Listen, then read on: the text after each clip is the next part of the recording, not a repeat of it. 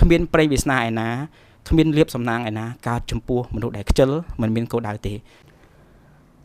គ្រប់ជំរាបសួរដល់ពុកម៉ែបងប្អូនជាពិសេសមិត្តយុវវ័យទាំងអស់គ្នាថ្ងៃនេះយើងជួបគ្នានៅប្រធានបទថ្មីជាមេរៀនថ្មីសង្ឃឹមថាមេរៀនទាំងអស់នេះនឹងជួយបងប្អូនទាំងអស់គ្នាហើយរីករាយស្ដាប់ដូចតទៅ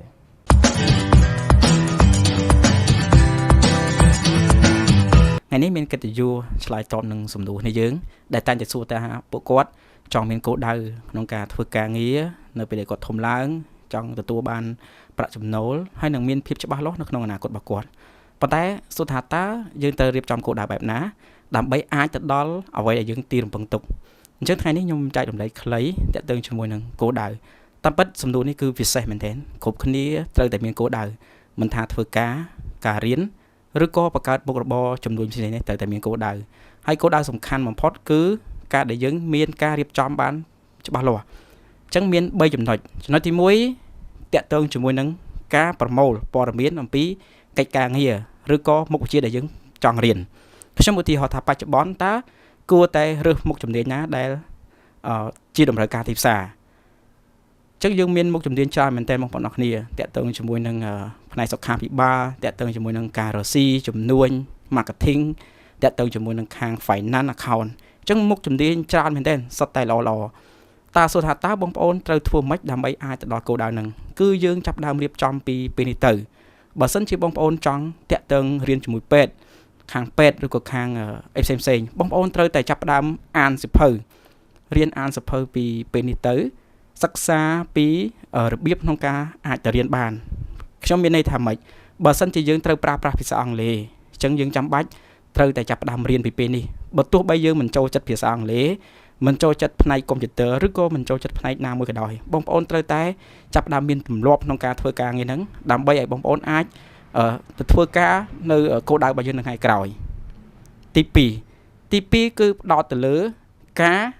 អភិវឌ្ឍខ្លួនបើសិនជាយើងមានមហិច្ឆតាឬក៏គោលដៅរបស់យើងធំទៅធ្វើជាផ្នែកណាមួយយើងចាប់ផ្ដើមវិវត្តខ្លួនពីលើទៅវិវត្តខ្លួនមានន័យថាម៉េចបើពេលមុនដែលយើងរៀនធម្មតាយើងចាប់ផ្ដើមផ្លាស់ប្ដូរអាកប្បកិរិយាឬក៏ការរៀនរបស់យើងដោយចាប់ផ្ដើមប្រឹងប្រែងបងប្អូនប្រឹងប្រែងមានន័យថាពេលមុនយើងរៀនបើខ្ញុំគិតពីលេខ5យើងចាប់ផ្ដើមរៀន7ឬក៏អាចដល់10ទ្វេគុណដើម្បីឲ្យការរៀនរបស់យើងនឹងមានប្រសិទ្ធភាពងាយស្រួលក្នុងការដែលអាចទៅធ្វើកិច្ចការងារគោលដៅរបស់យើងចំណុចចុងក្រោយទី3គឺជាចំណុចសំខាន់ខ្លាំងមែនទែនប៉ុន្តែខ្ញុំសូមដាក់ទី3ពីព្រោះគ្រប់គ្នាប្រកាសនឹងជួបឧបសគ្គនៅគោលដៅរបស់យើងអ្នកណាក៏ដោយពីដំបូងគឺសុបាយគឺមានគេហៅថាឆន្ទៈតែជួបបញ្ហាឬក៏ឧបសគ្គបន្តិចចាប់ផ្ដើមបាក់ទឹកចិត្តលែងចង់ធ្វើសូម្បីតែការរៀនតិចតួចភាសាអង់គ្លេសហ្នឹងក៏អ្នកខ្លះមិនអាចរៀនចប់សៀវភៅដែរបងប្អូនអរគ្នាដោយសារឧបសគ្គអញ្ចឹងខ្ញុំលើកទឹកចិត្តបងប្អូនអរគ្នារាល់ពេលដែលយើងជួបឧបសគ្គត្រូវគិតពីអ្វីដែលយើងដាក់គោលដៅពីដំបូងសូមកុំឲ្យឧបសគ្គដែលយើងជួបហ្នឹង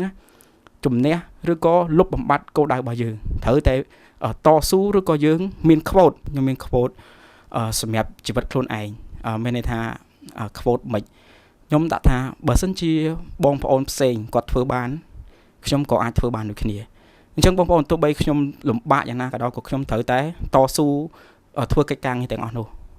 សរុបមកវិញការដែលយើងមានគោលដៅគឺល្អមែនទែនបើទោះបីយើងមិនអាចសម្រេច